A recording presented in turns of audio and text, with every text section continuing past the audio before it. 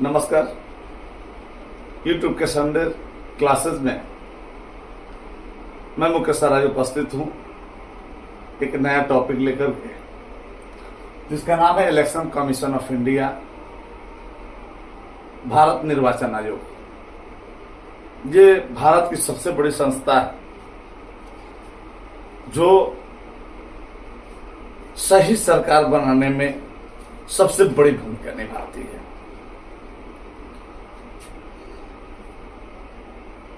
यह एक स्वायत्त यानी सेल्फ ऑटोनोमस और अर्ध न्यायिक संस्थान है, जिसका गठन भारत में स्वतंत्र एवं निष्पक्ष रूप से प्रातिनिधिक संस्थानों में प्रतिनिधि चुनने के लिए किया जाता है। और इसका गठन जो है वह 25 जनवरी, गठन की अगर बात करें तो 25 जनवरी 1950 को हुआ था। 25 जनवरी 1950 को ECI election commission of India का गठन हुआ था और इसी 25 जनवरी को नेशनल वोटर्स डे भी मनाया जाता है। लेकिन इस नेशनल वोटर्स डे की शुरुआत यानी 25 जनवरी को नेशनल वोटर्स डे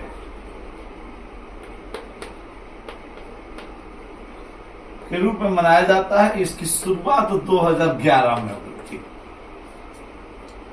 अर्थात 25 जनवरी 1950 को जिस इलेक्शन कमीशन ऑफ इंडिया का गठन हुआ था, उस 25 जनवरी को 2011 से प्रतिवर्ष राष्ट्रीय मतदाता दिवस के रूप में मनाया जाता है। नेशनल वोटर्स डे अर्थात राष्ट्रीय मतदाता दिवस।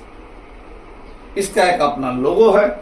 इस लोगो में देखिएगा, ऊपर केसरिया रंग है, बीच में सफेद है और नीचे हरा रंग है, अर्थात ऊपर सैफरॉन है, नीचे ग्रीन है और बीच में व्हाइट है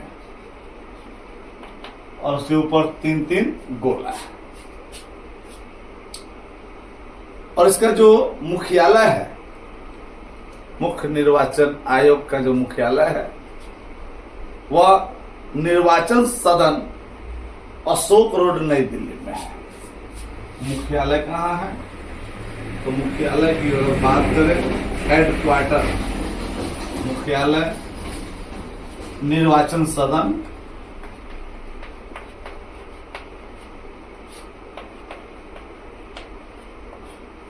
अशोक रोड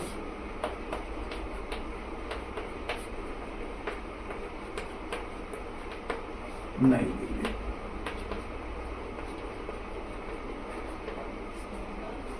इसका मुख्यालय और इस निर्वाचन आयोग में जो मुख्य पदाधिकारी होते हैं उनको चीफ इलेक्शन कमिश्नर बोलते हैं।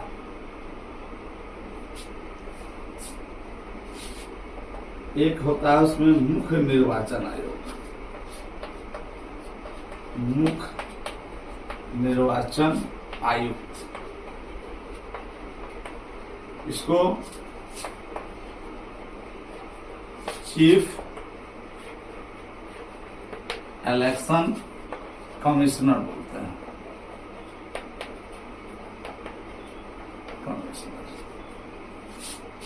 पहले ये संस्थान के हेड हुआ करते थे और एकल सदस्यीय संस्थान होता था, लेकिन 90s के बाद में इसमें 2 और जोड़ दिए गए, यानी अन्य निर्वाचन आयुक्त। अन्य निर्वाचन आयुक्त, इसकी संख्या 2 थी, इसको जोड़ दिया गया और एक हो गया मुख्य निर्वाचन आयोग, यानी कुल मिला के अब 3 सदस्यीय संस्थान हो गया है। अगर वर्तमान परिप्रेक्ष्य में बात करें तो जो मुख्य निर्वाचन आयुक्त है वह राजीव कुमार है। राजीव कुमार ये हमेशा IAS होते हैं। पहले एक होता था, बाद में इसको 3 आयुक्तों का गठन किया गया। राजीव कुमार ऐसे बहुत सारे हुए हैं, जिसमें एक TN सेशन का नाम आप अक्सर सुनते होइएगा। उन्होंने एक माइलस्टोन काम किया था। उम्र की बात करें तो जो मुख्य निर्वाचन आयुक्त होते हैं, यह 65 साल की उम्र तक अपने पद पर बने रह सकते हैं या 6 वर्ष, और ये 62 साल की उम्र तक बने रह सकते हैं या 6 वर्ष। अर्थात या तो 6 वर्ष पूर्ण हो जाएगा तो आप रिटायर्ड हो जाइएगा, या आपकी उम्र अगर 65 साल हो जाएगी मुख्य निर्वाचन आयोग का, तब रिटायर्ड होंगे, और इनके लिए 62 वर्ष की उम्र निर्धारित की गई है। वेतन और भत्ते की अगर बात करें तो इनका सैलरी जो होता है वह मुख्य न्यायालय के जो न्यायाधीश होते हैं उनके बराबर सैलरी इनको मिलता है। वेतन मुख्य न्यायाधीश के बराबर, यानी सर्वोच्च न्यायालय के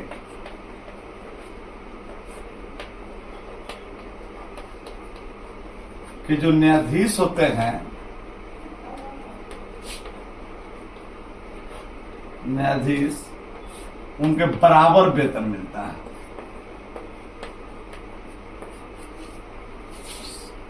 अब सोचिए इनकी पद और प्रतिष्ठा कितनी बराबर होगी। और हटाने की जो प्रक्रिया है, तो हटाने की प्रक्रिया से पहले अभी जान लीजिए, इनका जो चुनाव होता है, इनका जो शपथ दिलाया जाता है, इनकी नियुक्ति जो होती है वह राष्ट्रपति के द्वारा होता है।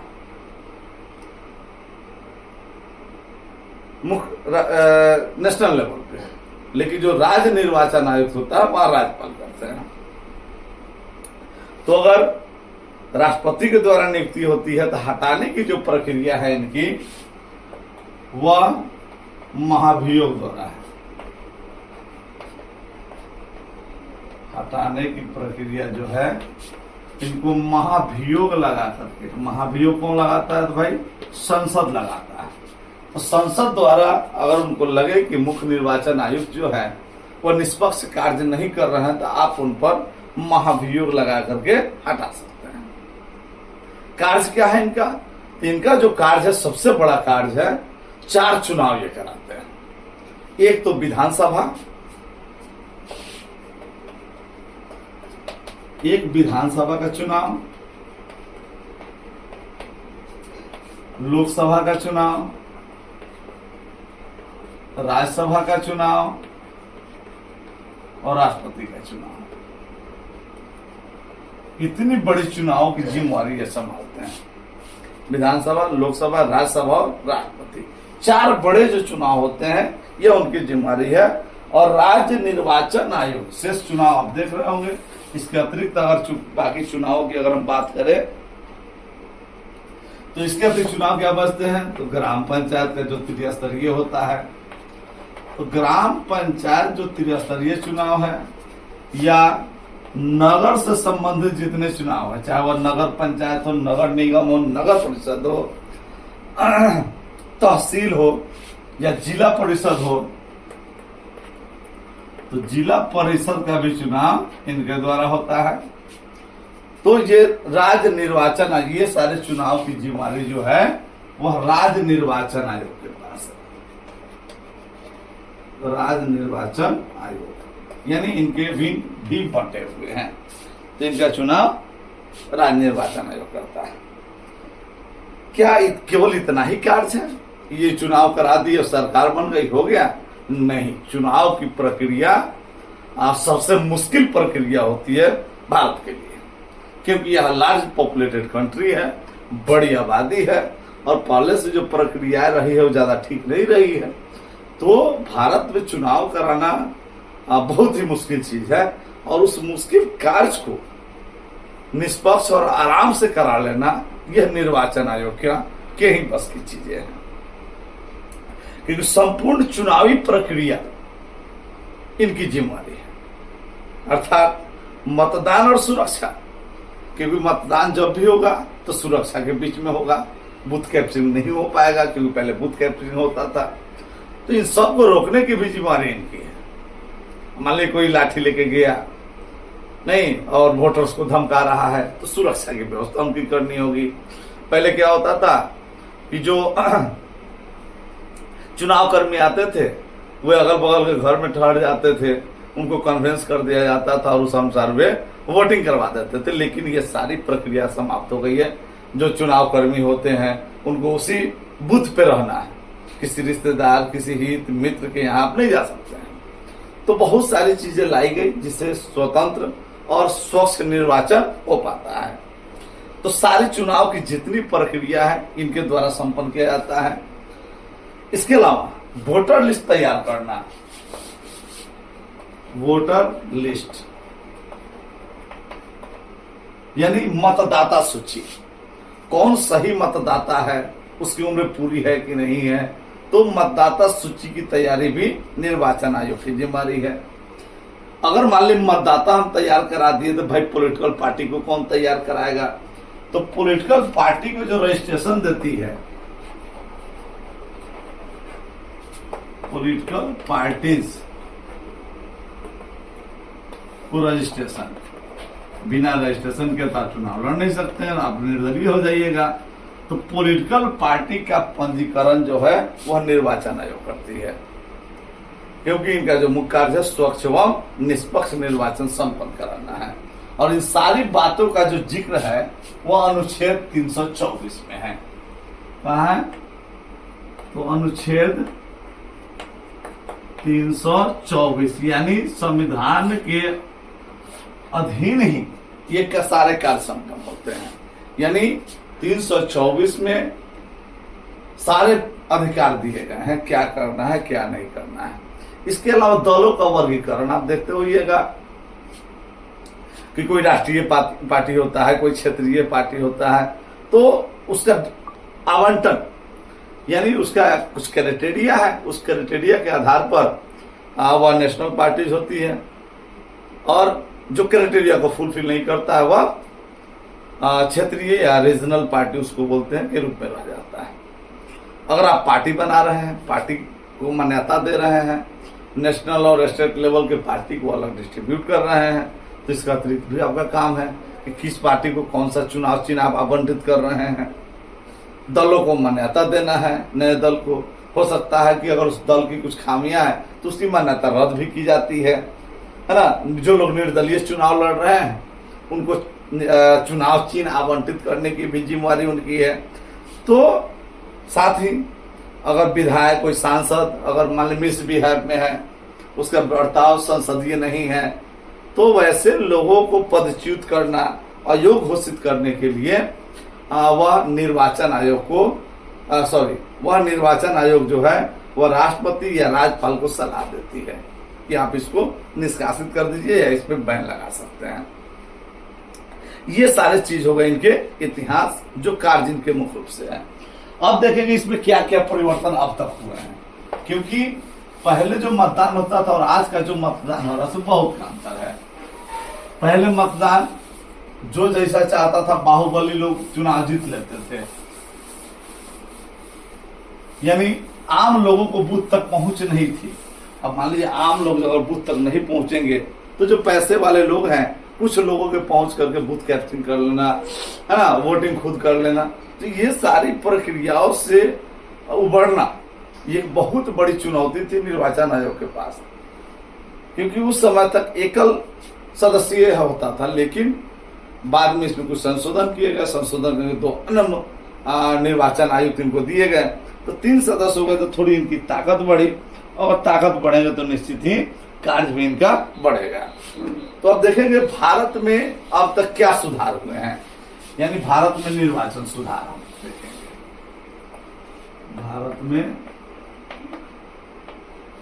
निर्वाचन सुधार,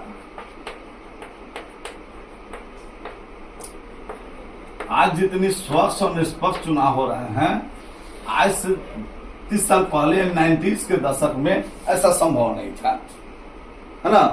तो चलिए सबसे पहले हम शुरू करते हैं क्या क्या इनमें अब तक सुधार हुए हैं। तो सबसे पहले आप जानते होइएगा कि 89 के पहले जो वोट देने की उम्र थी, यानी मतदाता बनने की जो उम्र थी, वह 21 साल थी। लेकिन 1989 61वें संविधान संशोधन में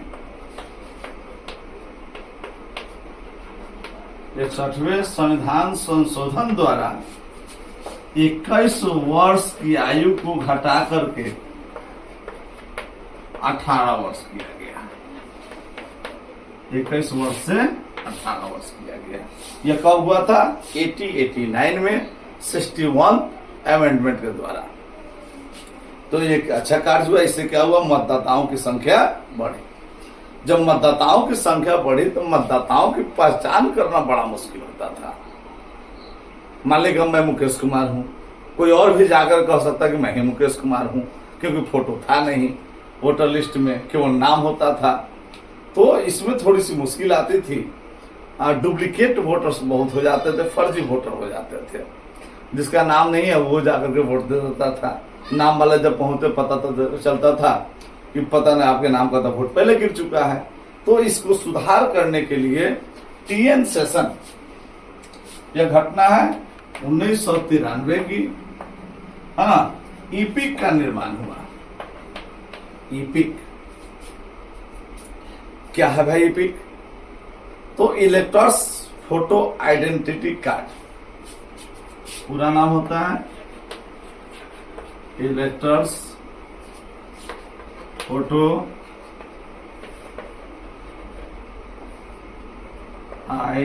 आइडेंटिटी कार्ड, ईपिक, या इसको कहते हैं फोटो युक्त मतदाता पहचान पत्र। इसकी शुरुआत 1993 में किया था और जिन्होंने शुरू किया था उनका नाम था टीएन सेशन। ये अब तक के सबसे बड़े चुनाव हुए। उस समय 95 में बिहार में विधानसभा का चुनाव था और चुनाव कराने की जिम्मेवारी निर्वाचन आयुक्त टीएन सेशन के पास थी।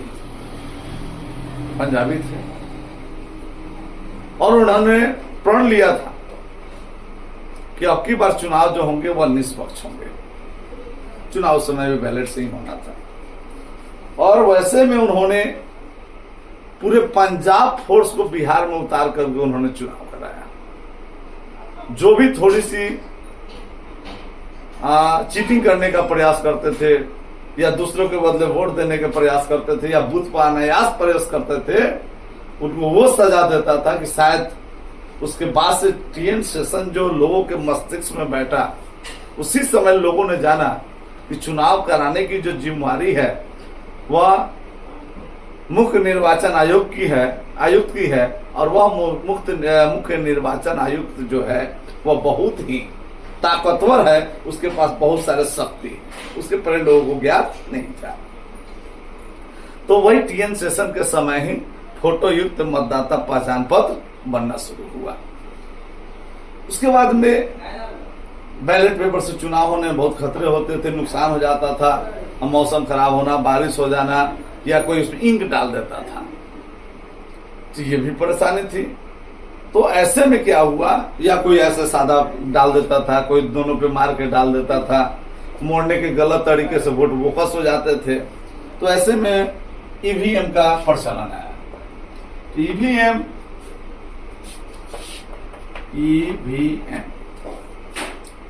अर्थात electronic voting machine.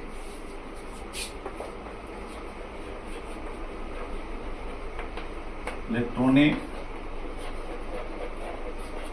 Voting machine.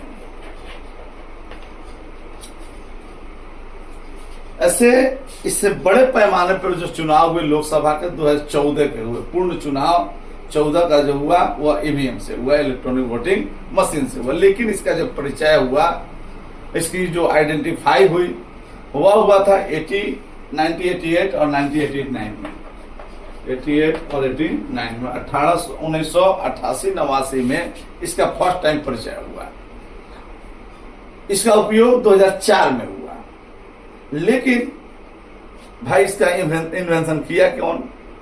तो इसका जो इन्वेंशन करता थे वो थे एमबी, जिसने खोज किया एमबी हनीफा। मैं ये स्पष्ट नहीं कह पाऊंगा कि ये पुरुष थे कि महिला थे, लेकिन इनका नाम था एमबी हनीफा। और बनाने वाली जो कंपनी थी वह भेल कंपनी थी, भारत इलेक्ट्रॉनिक लिमिटेड कंपनी जो है भेल। और ईसीआईएल निर्वाचन आयोग की ही अपनी एक यूनिट है। तो दोनों ने बनाया और इसका जो बृहद पैमाने पर प्रयोग हुआ 2004 में हुआ फर्स्ट टाइम। जहां तक कहीं कहीं किया गया उसमें देखा गया कि नहीं अच्छी चीजें हैं, इससे समय का बचता है, मैक्सिमम लोग वोट दे पाते हैं और काउंटिंग प्रक्रिया इससे आसान थी और इसलिए इसको लागू किया गया है। संपूर्ण चुनाव जो है वह ईवीएम से ही होते हैं, यहाँ तक कि ग्राम पंचायत में भी चुनाव में ईवीएम का प्रयोग किया जा रहा है। तो ये एक बहुत बड़ी उपलब्धि थी ईवीएम आज, जिससे मतदान कर्मी काउंटिंग ले जाना यानी हर चीजें आसान हो गई, समय का बचत होना शुरू हो गया। और वैसा मशीन है कि वो मॉडल 2 मॉडल 3 और एक स्थान से दूसरे, फिर उस ईवीएम से दूसरे चुनाव कराए जा सकते हैं। भले उस पर आरोप लगे हैं लेकिन उस आरोप बेबुनियाद है। ईवीएम जो है उसमें किसी तरह की कोई डिवाइस नहीं है जो आपके वोट को बदली कर सकती है। साथ ही अब एक चीज आया कि बहुत सारे ऐसे लोग हैं जो जॉब करते हैं, सैनिक में है, तो चाहे चुनाव कार्य में लगे हुए हैं। तो जो लोग चुनाव ड्यूटी में अपने गृह जिला या गृह राज्य से अलग हैं तो वे आकर के वोटिंग करें, ये बड़ा मुश्किल चीज है। तो उनका वोट छूट जाता था। तो ये संज्ञान में आया कि कोई भी मतदाता छूटे नहीं। तो मतदाता नहीं छूटे तो भाई वोट कैसे देगा? तो उसके लिए पोस्टल बैलेट का शुरुआत किया गया 1999 में पोस्टल बैलेट की शुरुआत हुई थी। जो जहां है वहां से वोट दे सकता है और उसकी गणना जो है उससे हो जाएगी। पोस्टल बैलेट की शुरुआत ये बहुत बड़ी चीज थी। जो सैन्य सेवा में है या विदेश सेवा में है उनके लिए वोटिंग करना मुश्किल हो जाता था, नहीं दे पाते थे, इनके लिए वो पोस्टल बैलेट का शुरुआत किया गया। जब ईवीएम से चुनाव होने लगे तो लोगों ने आरोप लगाने लगे कि मैं वोट किसी और को देता हूं और वोट मेरा कहीं और जा रहा है। इसकी सत्यता का प्रमाण कौन देगा? काउंटिंग से तो पता चलेगा नहीं। तब जाकर के वीवीपैट का निर्माण हुआ। VVPAT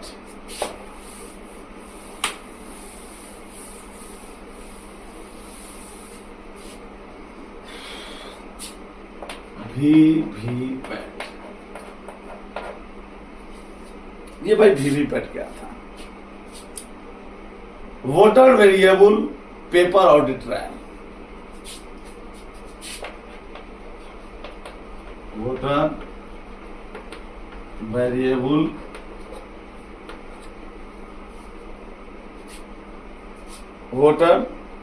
variable paper audit trial.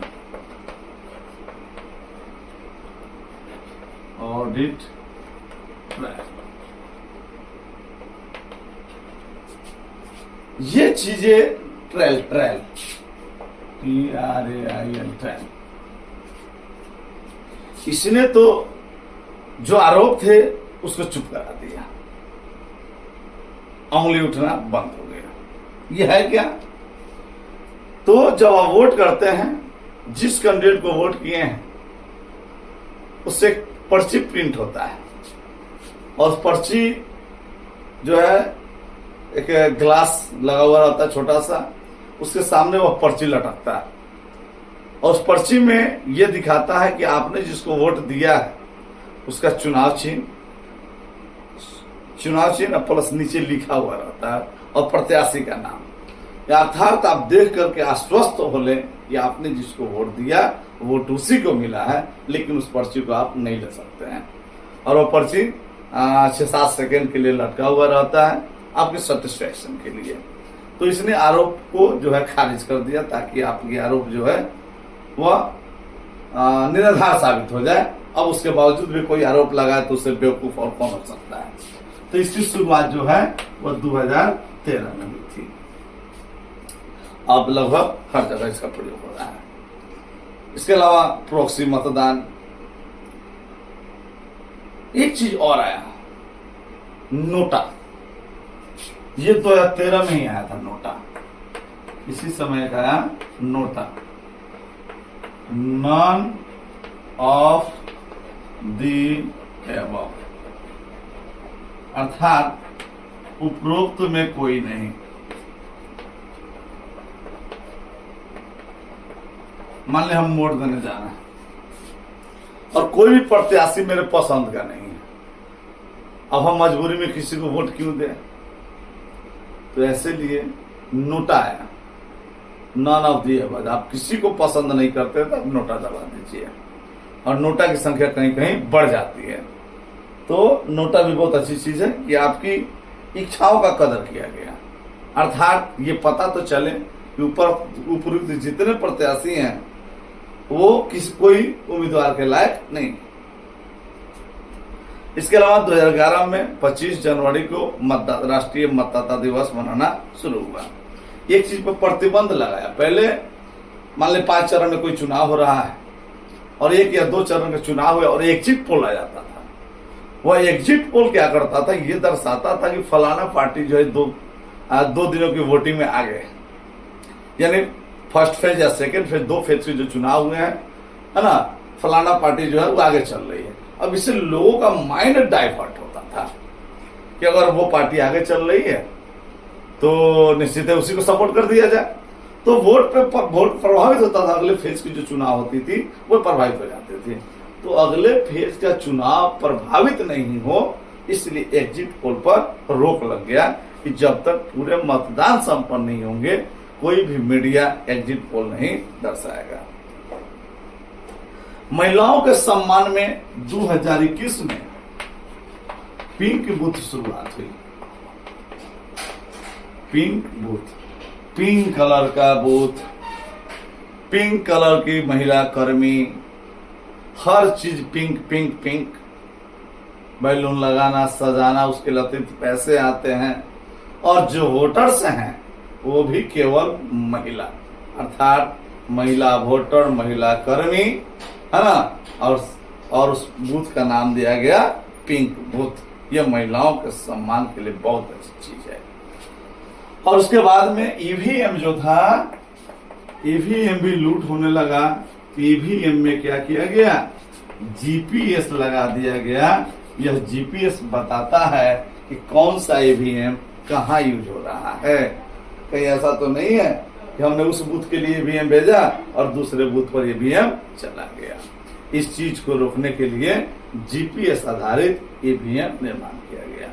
तो चलिए ओवरऑल हम एक बार फिर से पूरे निर्वाचन आयोग या भारत निर्वाचन आयोग पर एक पर नजर डालते हैं कि भारत निर्वाचन आयोग इलेक्शन कमीशन ऑफ इंडिया एक स्वायत्त और अर्ध न्यायिक संस्थान है। इसका गठन 26 जनवरी 1950 को हुआ था, यानी भारत में संविधान लागू होने के एक दिन पहले। और इसका जो मुख्यालय है, हेडक्वार्टर है, वह नई दिल्ली में है। और वर्तमान में जो चीफ इलेक्शन कमिश्नर हैं वह श्री राजीव कुमार हैं। इनका वेतन सर्वोच्च न्यायालय के न्यायाधीश के बराबर मिलता है। मुख्य निर्वाचन आयोग विधानसभा, लोकसभा, राष्ट्रपति और राज्यसभा का चुनाव संपन्न कराती है। अन्य चुनाव राज्य निर्वाचन आयोग कराती है। ठीक है। और सबसे इनका जो महत्वपूर्ण कार्य है वह स्वच्छ एवं निष्पक्ष निर्वाचन संपन्न कराना है। और सारे कार्य भारतीय संविधान के अनुच्छेद 324 के अधीन ही संपन्न होते हैं। तो ये बहुत बड़ी संस्था है। इनके पास कोई अपनी कर्मी नहीं है, लेकिन जिस राज्य में ये चुनाव कराते हैं उस राज्य के राज्य कर्मी को, है ना, अपनी कर्मी बना करके उसको पे करके और ये अपना कार्य कराते हैं और बहुत ही सुंदर और स्वच्छ तरीके से काम कराते हैं। तो ऐसी संस्थान भारत में अन्य क्षेत्रों में भी होनी चाहिए जो निष्पक्ष कार्य कर सके। तो आज के लिए इतना ही।